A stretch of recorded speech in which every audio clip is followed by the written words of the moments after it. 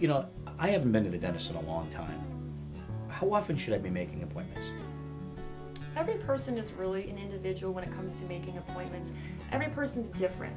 Some are really great with their home care at home. They brush, they floss, they do what they need to do. So 6-month appointments are okay for them. Other people come in and they've been a little lax with their care, their gums are bleeding, they have a lot of decay. Really, those people need to come in a lot sooner. Sometimes 3 months, sometimes 4 months, depending on how well they do.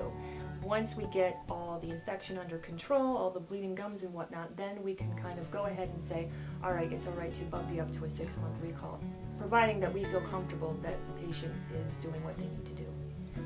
And I've got somebody in my family who's diabetic. Should they be making appointments more frequently than that? Anything they should know?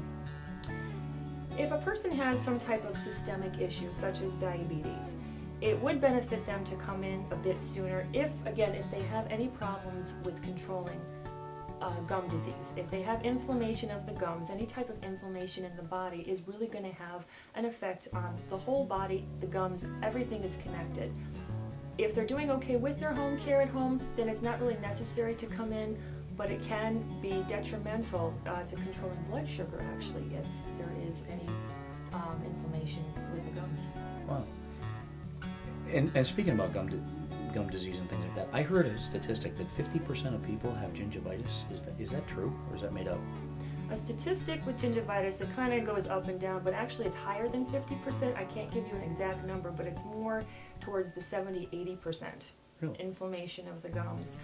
Even if it's just a minor area, one little spot inside the mouth, it is prevalent, and people don't realize that bleeding gums is not a normal thing. People come in all the time, hey, my gums are bleeding, they've bled for years. That's not normal. I always thought it was toothbrush. I mean, should I be changing my toothbrush more often? Is that part of it, or? Toothbrush selection, home care products such as your rinses, your flosses, everything that you use affects how you clean your teeth. Some people do great with a manual toothbrush, other people do far better with a power toothbrush. But again, we don't really know that until we've had a chance to sit down and speak with you and actually have you demonstrate to us what it is that you're doing at home, so that we can kind of tweak it a little bit and figure out what you're not doing properly, and just to help you do a little bit better with that. So realistically, hygiene appointments are really a lot more than cleaning. Hygienes are far more than just cleaning. Cleaning is a word I like to use for housework. You know, I vacuumed, I washed my windows, I cleaned. Hygiene appointments go far beyond that. We're going in there, we're removing bacteria, live active bacteria that's causing infection. This infection can actually travel through the rest of the body. It actually puts the body at risk, a higher risk for getting a heart attack, a stroke, harder to control diabetes.